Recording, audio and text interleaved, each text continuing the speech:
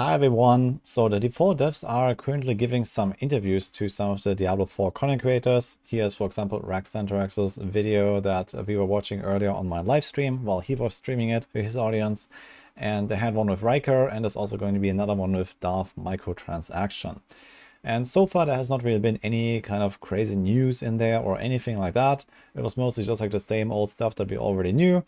But there was one really big important piece of information here in this Rax interview that Joe Papira dropped, and that was about the pit. So I talked about this already in my tier list video, for example, and in some other videos about my feedback for the PTR with Season 4 coming up.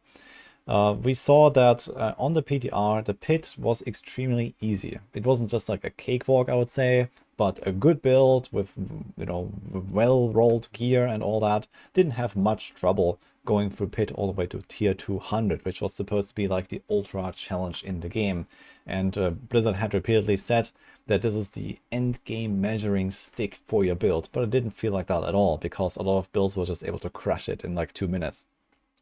So my expectation was that after the PTR, we would see a massive buff to the pit, to the point where it will potentially even become impossible to clear it on the highest tiers, so that, well, we actually have a challenge in the game, because that is like one of the big things that was lacking in Diablo 4 all this time, since basically Season 0. So turns out this is exactly what we're gonna get, and we have some examples here. So Joe Papira told us in this interview here that the pit tier 150 is going to be roughly equivalent to Abattoir of Zir tier 25. So if you have played Season 2, Abattoir of Zir was really high-end content. That was basically the predecessor of the pit. And now we're gonna get that again, basically. So we don't have these vampires and those bloodseekers at the end as the boss fight anymore. We have real bosses, so the pit itself seems mostly unchanged in how it works. So you go through it, you get progression, you spawn the boss, you kill the boss, and it has many tiers. But it is quite interesting how much they have actually buffed the pit, because that is probably something that not many people really understand just from listening to Joe Papira here. So when we played the pit on the PTR, we had bosses that had roughly 300 to 500 million HP, depending on what kind of boss it was. So they have different values depending on the model, basically. And that is roughly times 10 or so of the T109 dungeon, maybe a bit less, times 8, something like that, if I had to guess. So T100 dungeons are kind of like a cakewalk now for basically anything. And then we had the pit.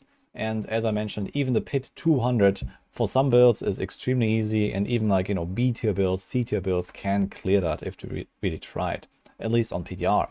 But now with this change, what they said, so if that is actually true, the way that they mentioned it, we're gonna get a lot harder pit levels now. So as you can see here, with like 300 to 500 million HP, you're not gonna get anywhere. In fact, the bosses are, I would say, probably somewhere in the range of 50 to 100 billion HP in the pit 150 now.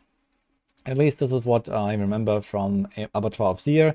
So those monsters had an insane amount of HP that was basically only beaten by stacking up the tiers of Blood Glyph to almost maximum, or really high at least, and then playing like stuff like Whirlwind Hoda Barb that was constantly hitting stuff for like 5 billion every second or something, and you could kind of kill stuff in Abattoir of Zir tier 25 like that, basically.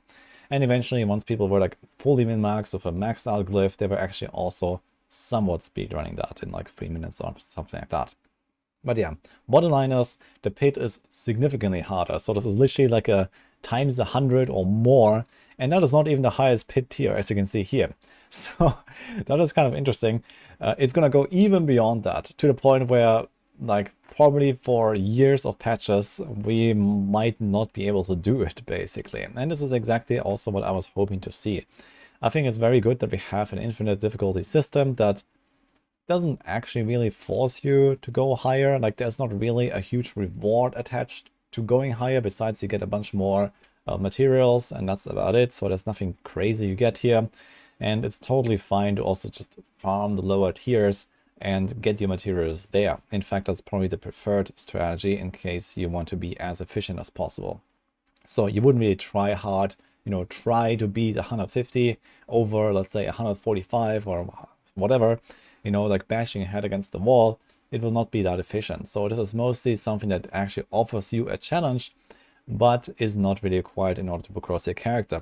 The only level you have to beat is tier 60 at the minimum, and this is where you can get all of the masterworking mats that then you can use to basically upgrade your items and not miss out on anything in the game.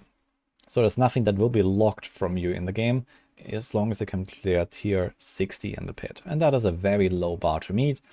That should be possible for like any F tier build basically. So what this actually means in practice for the builds that we are going to play, as I mentioned, there's not really a huge incentive to go very high in the pit. You will get more stuff, you will get slightly more items and slightly more obols and slightly more materials and all that. But ultimately it doesn't matter all too much. So I wouldn't really discourage anyone from playing a lower tier build just because, you know, you can't go as high or something like that in the pit. I think it won't matter all too much. So we'll see exactly what will be the balance between the materials you get versus the materials you need. But it seems like they made it a bit easier to masterwork your items now as well, without the fail chances, with generally boosted material drops across the board.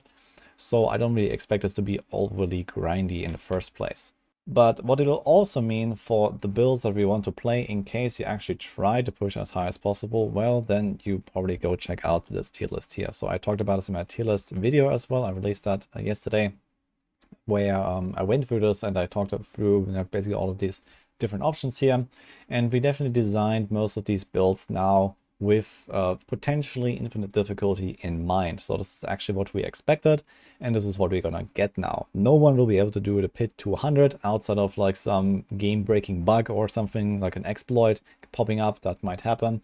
But like regularly, there is no build that will actually get anywhere close to tier 100, as long as these monsters actually have that much life, and potentially way more. Maybe gonna see like 1 trillion life on pit 200 or something like that. So we don't know the exact scaling. This is literally like this one data point that he gave us, that the pit 150 is supposed to be similar to IOZ tier 25. But you definitely want to build your character towards like this more high-end content now, because the pit is really like the one thing that is really exciting, I guess, in terms of a challenge in the game.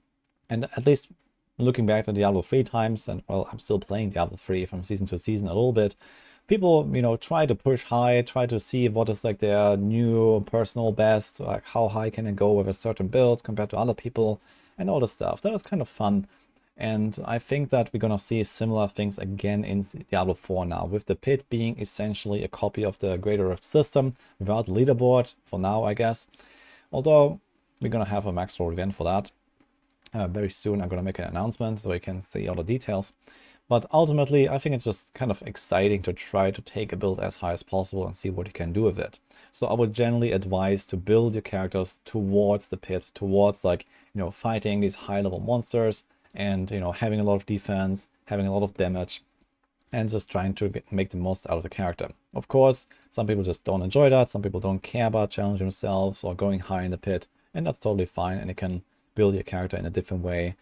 And in fact, also what we do in our build guides, for example, we have these speed farming variants. So if you are level 100 and you're doing just Hell Tides or something, of course, you don't need to run around in a Hell Tide and do like 1 billion DPS or so. Nothing lives, even with like 1% of that, basically.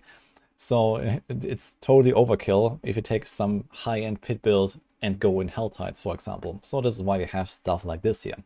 But in general, we are building our guides towards that. This is what we have done. Most of the guides are already published, so you can go check them out. And turns out that our prediction was accurate here, so that's really nice. But what it will also mean is that those gaps between builds are going to be more obvious than they were previously on the PTR. So on the PTR, as I mentioned, it was very easy to do the tier 200, and a lot of builds all the way down to, you know, here basically, or even basically anyone was able to do pit to 100 and even relatively fast. And now that there's like a much higher progression curve and you know, the monsters just get so tanky that DPS really matters, you're gonna see those S tier builds definitely go higher, you know, like another 10 tiers, another 20 tiers or 30 tiers or something compared to those lower tier builds. And you're gonna see some gaps here now. And in the end, I guess we're gonna go to like a pretty similar scenario to what we know from Diablo 3. If you look at, for example, the solo push tier list, where we actually have the builds ranked exactly by their tier performance. So if you look at this here, we actually have this mapped out here. So A tier is 5 tiers behind, and B tier is 10 tiers behind, and C tier is 15 tiers behind, and so on. So this is how we do it in Diablo 3. And who knows, maybe we're gonna do something similar in Diablo 4 in the future as well. For now, we don't actually have any like hard benchmark for these builds. It's mostly like, okay, we've done the math, we've tested them, and it's also like a good portion of gut feeling in some cases, simply because we didn't really have anything to actually challenge ourselves with. But now we do, so we'll see how this will develop, how the tier list will actually shift around as well. I'm quite excited for it.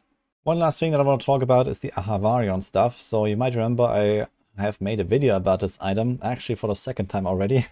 There was a time in Season 2 about Path of Exile when I talked about this item, and now again I made a video talking about how this is potentially game-breaking and ridiculously overpowered because you can get a random shrine effect.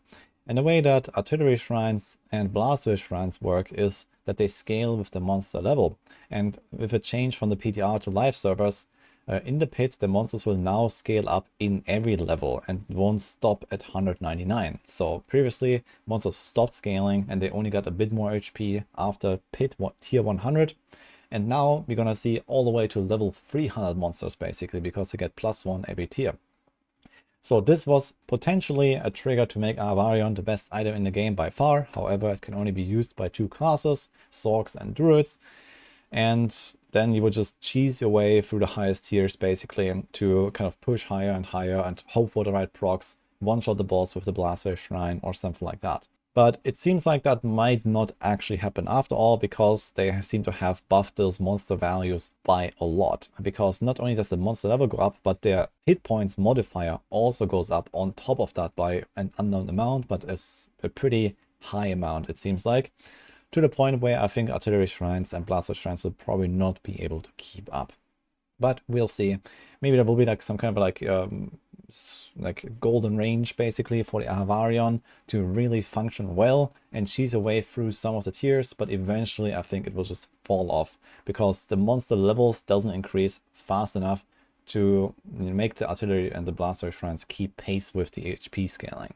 So at least that's my expectation. And I guess those fears are probably not coming true after all. In any case, I think this is glorious news, so I really want to make a video about this and discuss this a little bit. And now I'm even more looking forward to Season 4, because now we actually have some challenging stuff. We actually have something to strive for, to push towards, to try to min-max your character to the teeth, to try to, you know, go into the pit and push as high as you can and actually show your prowess with your build. And I'm really excited for it. So hope you are too. Let me know what you think about this. And otherwise, stay tuned for a lot more stuff to come. I have a bunch of build guides, I have a bunch of boss guides, pit guide, and so on. There's a bunch of stuff coming. So hope you're gonna enjoy that. Hope you liked this video, and see you guys next time.